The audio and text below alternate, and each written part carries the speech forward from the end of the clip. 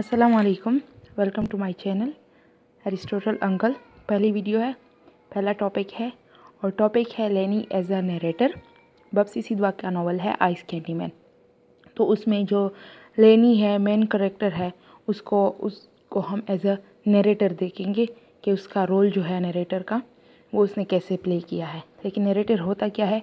A narrator is a person who tells a story और an experience. Simply narrator एक story बयान करता है या किसी एक्सपीरियंस के बारे में बता रहा होता है। The narrator determines the story point of view as well. In Ice candy Man Sidhwa uses an immature child, Lenny उसका नाम है, as a narrator to add more authenticity to the reporting of the events. Child है, immature child है, बच्चे मन के सच्चे। तो बच्चे जो होते हैं वो मन के सच्चे होते हैं, तो इसलिए ज़्यादा ऑथेंटिसिटी को ऐड करने के लिए बब्सी सिद्वा ने क्या किया है, एक इमेच्योर चाइल्ड को नरेटर बनाया है अपनी स्टोरी का। Lenny the 8-year-old polio stricken girl belonging to a Parsi community is a narrator as well as a character in the novel. और वो रोल प्ले क्या कर रही है? As a first person narrator. Babsi Sidhwa seems to be claiming truth in her story by the reference to the truth-infected tongue of the narrator. Once Lenny says, I am tempted to tell her the truth, my wretched truth-inflected tongue just in time. Lenny खुद ही कह रही है कि मैं जो हूँ झूठ नहीं बोल पा रही। मतलब बब्सी सिद्वा जो है उसने अपने नरेटर को जब सच बोलने की बीमारी वाला बना दिया है कि वो नरेटर जो है, जो कि नरेट कर रहा है, स्टोरी पूरी कर रही है, तो वो झूठ बोल ही नहीं सकती। तो मतलब जो पूरी स्टोरी उसने लिखी हुई है और लेनी उसे नरेट कर रही है, वो सब कुछ सच है, कोई झूठ नहीं है इसमें। बब्सी Sidhwa chooses Lenny, a polio ridden precocious child, as the narrator of the novel because she provides her with a scope for recording the events leading to bloody partition riots with utmost objectivity. कोई subjectivity नहीं है यहाँ पर, without an air of propaganda. Moreover, she comes from a Parsi family, a religious and ethnic minority that remained relatively neutral in post-partition religious conflicts. ठीक है, एक ऐसी जो एथनिक माइनॉरिटी थी, पारसी फैमिली से बिलोंग करती थी लेनी, जो कि बिल्कुल न्यूट्रल थे। उनको किसी चीज़ से सरोकार नहीं था, वो बिल्कुल न्यूट्रल थे और वो बस वहाँ पर होते थे जहाँ पर उनकी ज़रूरत होती थी। हर किसी की हेल्प करते थे बिना किसी इसके कि कौन किस रिलीजन से है या किस फैमिली से बिलोंग करता है। सब कुछ उनको इस चीज़ों से फ़र्क नहीं पड़ता था, बल्कि सिर्फ ये कि बस मदद है तो हमने करनी है। She has access to people of all ethnicities and religions both within Lahore and in other locals. More significantly, she has access to a wide variety of viewpoints, both pre and post partition. Through her आया, जो उनकी आया थी, जो उसका ख्याल रखती थी, जो कि एक ब्यूटीफुल वुमेन थी, whose suitors are ethnically and religiously diverse. Lenny was a child when the events described take place, and the events are seen through her consciousness, the present tense providing immediacy. लेनी is the persona voicing the inner अर्ज of the author. लेनी जो है वो बिल्कुल persona है किसका? Author का। बब्सी सिद्वा खुद कहती है, खुद एक्सप्लेन करती है why she choose Lenny as the narrator of the novel, and she says I am establishing a sort of truthful witness whom the reader can believe. मतलब ऐसा कि रीडर उस पर बिलीव कर सके कि वो जो बोल रही है वो सच है। At the same time, Lenny is growing up, learning, experiencing, and coming to her own conclusions. Ice Candy Man is often termed as a, ये वर्ड मैं बोलने ही नहीं वाली हूँ, इसको तुम लोगों ने खुद प्रोनाउंस करना है। प्रोनाउंसिएशन बड़ी मुश्किल है इसकी, ठीक है। BIL को बिल, DUN को U वाली साउंड करेगा, G जो है वो साइलेंट है, और फिर स्रोमैन आगे पढ़े।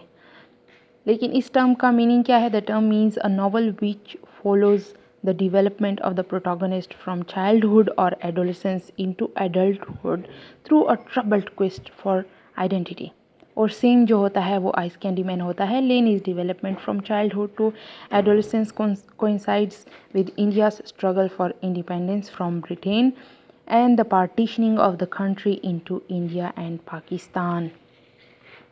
लेनी does not simply inform the reader of happenings. लेनी सिर्फ इन्फॉर्म नहीं करती रीडर को जो वहाँ पर हो रहा होता है, बल्कि वो साथ साथ खुद क्वेश्चन भी कर रही होती है, उन हैपनिंग्स के बारे में क्वेश्चन करती है कि ये क्यों हो रहा है, ये क्या है, पीपल्स मोटिव्स के बारे में, इमोशंस के बारे में, क्यों, in order to grasp their fullest interpretation. और वो गॉड मदर से पूछती है Lenny, what's a fallen women. वो फॉलन वुमेन के बारे में पूछती है। वहाँ पर जो एक कैंप होता है और फॉलन वुमेन का होता है और वहाँ पर वो सारी औरतें होती हैं, तो ये गॉड मदर से उसके बारे में पूछती है। वहाँ पर आया भी होती है बाद में। She also tells her godmother that her ayah has nothing to be ashamed of. मतलब वो अपना पॉइंट ऑफ व्यू भी बयान करती है, देती है, और वो कहती है कि आया को तो शर्मिंदगी क्यों होनी चाहिए, किसी चीज़ पे भी उसको शर्मिंदा नहीं होना चाहिए, बल्कि ये तो उसके फ्रेंड्स हैं जिन्होंने इसको धोखा दिया, जिन्होंने इसको शर्मिंदा किया। And she can not be bad just because she has been kidnapped.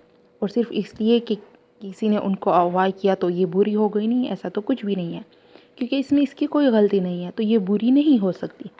तो ये वो गॉड मदर से कहती हैं। Through Lenny's narrative Sidhwa has raised some gender related issues too. Her young mind receives several images of man-woman relationships which lead her to question the status quo.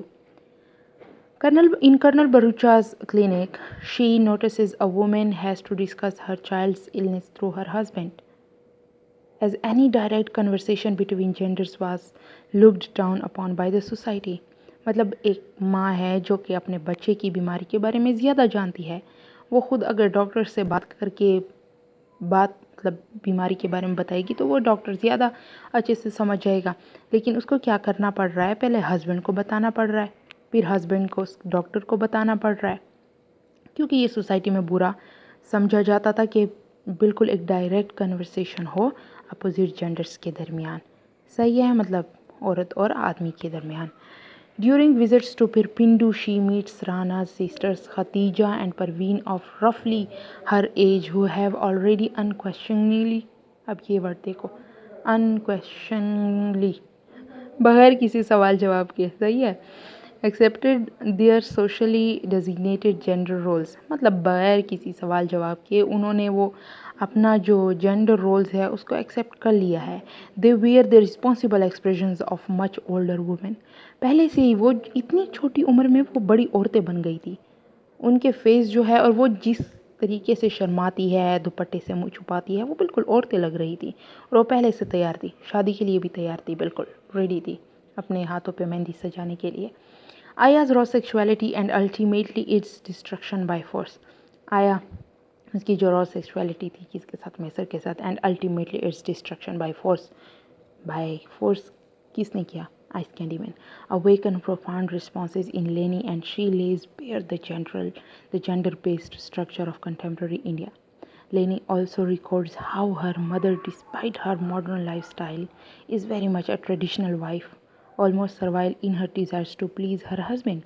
उसकी mother जो कि इतनी मॉडर्न लाइफस्टाइल उसका था, modern women थी, rich थी, independent थी, still उस ऐसा लगता था उसके सारे डिज़ायर्स ही क्या है, अपने हस्बैंड को खुश करना।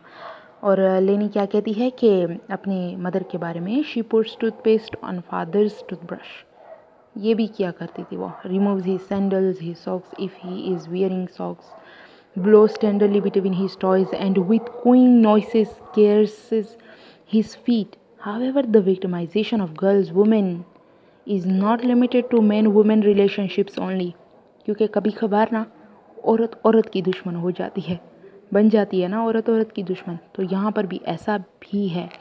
The novel also exposes the extent of gender conditioning through the description of Pappu's marriage to a middle-aged dwarf. यहाँ पर पप्पू की जो मदर होती है मुझो, वो एक तो पप्पू से पूरा दिन काम करवाती है, ठीक है, घर के काम, उसके बाद उसको मारती पीटती भी है छोटी छोटी बातों पे, और उसके ऊपर उसने क्या मुझे की एक शादी करवा दी है एक मिडल एज्ड आदमी से, बहुत बड़ा है और ये बहुत छोटी थी। तो ये सारी चीज़ें जो है फेमिनिज़म से रिलेटेड है। इन चीज़ों के बारे में भी लेनी ने बहुत गौर से मुशाहिदा किया है, इन सब चीज़ों को देखा है। The child's voice also generates a tone of authentic documentation of the partition horrors. Partition के जो horrors थे उसके बारे में भी बताया है लेनी ने, इस नरेटर ने। The innocence of her childhood days is suddenly snatched from her when she witnesses the growing communal hatred and open gestures of arson and violence. लेनी listens to the warnings of शरबत खान. शरबत खान जो कि सबको warn कर रहा होता है कि यहाँ पर भी यही माहौल आने वाला है जो सिटीज़ में है, एक दूसरे को मारना, ये सब कुछ. Watches an emaciated person being torn into two pieces by jeeps. एक ये छत से देखती है लेनी, एक बंदा है जो कि जिसको बांधा गया है दो जीप से, जो कि अपोजिट साइड पे जा रहे हैं और उसको बिल्कुल दरमियान में काट देते हैं. मतलब जुल्म की इंतहा है, नफ़रत में जुल्म की इंतहा है. Looks on as the Shalmi market burns. पूरा लाहौर ही आग में जो है वो मतलब आग ही है हर तरफ. तो शालमी मार्केट जो है वहाँ पर शालमी मार्केट जल रहा है. Notes Hari's conversion to Islam, he is adopting a new name and a new dress code. हरी को भी नोट करती है वो कि किस तरह वो अपना रिलीजन चेंज करता है, अपना ड्रेस कोड, सब कुछ नेम, सब कुछ वो चेंज करता है. And listens in snatches to the harrowing experiences of Ranna. और जो राना पे गुजरता है, राना पे फिर बहुत ज़्यादा सख्ती वाली गुजरती है. छोटा बच्चा होता है और जिस किस्म का वो माहौल होता है और उसमें वो जो बच जाता है किस्मत से, हालांकि उसको चोट भी लग जाती है क्योंकि जिस तरह वो लोग जो होते हैं, ये फिर वो सिख कम्युनिटी जो होती है इससे फिर ये राना बच जाता है क्योंकि वो लोग बिल्कुल तलवारों से सबको मारते हैं और जो मर जाते हैं उनको भी देखते हैं कि मे बी ये लोग ज़िंदा हो. तो इस तरह वाला माहौल होता है और ये इसमें बच जाते हैं. तो ये इन सब चीज़ों के बारे में बताती है, उसको देखती है, सुनती है. ठीक है. She is also a witness to the betrayal of ice candy man. वो ये भी विटनेस करती है कि कैसे आइस कैंडी मैन जो कि इतना आया का मतलब एक लवर था, ख़ुद को कहता था, वो कैसे आया को बेट्रे करता है, कैसे आया को धोखा देता है. This experiences compel her to define her own position in the society, forcing her to recognize and adapt to her own marginality. ठीक है. वो अब फिर क्या होता है, उसको अपने बारे में पता चलने लगता है इन सब चीज़ों के बाद. She becomes aware of her religion, her religious and gender related identities.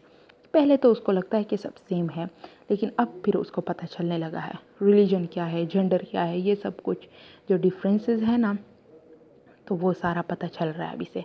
और ये खुद कहती है कि I become aware of religious differences. It is sudden. One day everybody is themselves, and the next day they are Hindu, Muslim, Sikh, Christian. People shrink, dwindling into symbols. The narrative technique in Ice Candy Man also helps us to understand the political irony of the situation. Politics को भी बहुत जो है discuss किया गया है. जो मतलब वो हमारे पास पॉलिटिशियंस थे उस टाइम पार्टीशन के वक्त, उन सब के बारे में तकरीबन जिक्र है. जिन्ना है, नेहरू है, गांधी है. Lenny comes to know about the statements of various political leaders. The government house gardener, a character है, and Ice Candy Man talk about Nehru, Gandhi, Jinnah and Tara Singh. Their opinions enable Lenny to grasp the detachment of political issues from the lives of common people. She concurs with Aya's statement that the political leaders do not fight for masses. What is it to us if Jinnah, Nehru and Patel fight? They are not fighting our fight. वो तो अपनी ही fight कर रहे हैं ना. हमारी fight तो अलग फ़ाइट है, उनको तो हमारी फ़ाइट से लेना देना नहीं है. लेनी also notice the changing nature of jokes. मतलब जोक्स भी जो है वो भी अब चेंज होने लगे. And it's startled to find that suddenly there are Hindu, Muslim, Parsi and Christian jokes. The stirring of vague fears and apprehensions which Lenny feels at such moments convey the political reality of contemporary India. Protected by her religious background and her family status, Lenny is not directly affected by the growing cruelty of these times. She remains on the periphery, watching the events unfold and commenting on them in a reporter's tone. मतलब वो एक किस्म का बिल्कुल जैसे बंदा reporting कर रहा है, वो कमेंट कर रही होती है उन सब चीज़ों पे. क्योंकि एक इनकी जो कम्युनिटी होती है, पारसी कम्युनिटी, वो बिल्कुल क्या होती है, न्यूट्रल होती है. तो किसी को भी उनसे नफ़रत नहीं होती या कोई भी किसी को भी उससे कोई लेना देना नहीं होता. क्योंकि उनका ये है, अलग हो, पार्टीशन हो ना हो, बस वो तो वहीं पर रहेंगे जहाँ पर है वो, उनको तो कोई मसला ही नहीं था. Coupled with the innocence of a child's viewpoint, her detached tone enhances the poignancy of the emotions which are linguistically underplayed. Like any other child, she is also shocked at many details. बच्ची है, shocked होगी details पे। जैसे वो पूछती है godmother से, can one break a country, क्या कोई कंट्री को ब्रेक कर सकता है? And what happens if they break it where our house is. मतलब उसको तो लगता है कि बिल्कुल जो है, जिस तरह हम बाकी चीज़ों को ब्रेक करते हैं इस तरह ये कंट्री भी ब्रेक की जाएगी। और क्या होगा अगर ये बिल्कुल हमारे हाउसेस जो है, हमारे घरों की जगह पे ब्रेक हो जाए और break it further upon on Warris road, how will I ever get to godmother's then. ये अभी इसके बारे में पूछती है कि कैसे, मतलब एक उसको समझ नहीं पा रही है कि कंट्री को अगर ब्रेक किया जा रहा है तो किस तरह से, वो इस डिटेल को समझ नहीं पा रही होती है। बिल्कुल कुछ बच्चे जो होती है ये बड़ी चालाक होती है, बड़ा ही इसका तेज़ दिमाग होता है लेनी का, लेकिन कभी कभार जो ये है ना, इसका दिमाग भी बच्चों वाला बन जाता है और वो क्वेश्चन इस तरह करती है बच्चों वाली। कंक्लूजन पे अगर हम जाएंगे तो the device of the child narrator enables Sidwa to reveal the trauma of partition with a sprinkling of humor and allegory and without any histrionics. अब ये histrionics क्या है? refers to excessive over the top dramatic behavior often used to describe someone who is being melodramatic or attention seeking. मतलब ये है कि novel में जो है ना, इसने ड्रामा नहीं घुसाया, नॉवल में ड्रामा इसने कोई नहीं किया, नॉवल को नॉवल ही रहने दिया और बस सीरियस नॉवल रहने दिया। ह्यूमर भी है यहाँ पर और बहुत मज़े का नॉवल है, पढ़कर आप लोगों को पता चलेगा। Thus the device of the child narrator has been very successfully used by Sidhwa in Ice Candy Man. The use of a girl child as a narrator in the novel enables her to simultaneously present a critique of several issues from multiple angles. Leni's narrative voice is not unidirectional. The very ambivalence of her narration enriches the reader's understanding of the presence of multi-layered meanings in the text. Best narrator है लेनी का, जो role है as a narrator बिल्कुल उस novel में वो मतलब बेस्ट है। उसने हर एंगल से उन इवेंट्स को, उन लोगों के बारे में बताया, ठीक है, और बहुत सारे इश्यूज़ के बारे में बात की। बीइंग अ चाइल्ड, बिल्कुल ऑब्जेक्टिविटी के साथ, कोई प्रोपेगेंडा नहीं, कोई सब्जेक्टिविटी नहीं। थैंक यू, अल्लाह हाफिज़।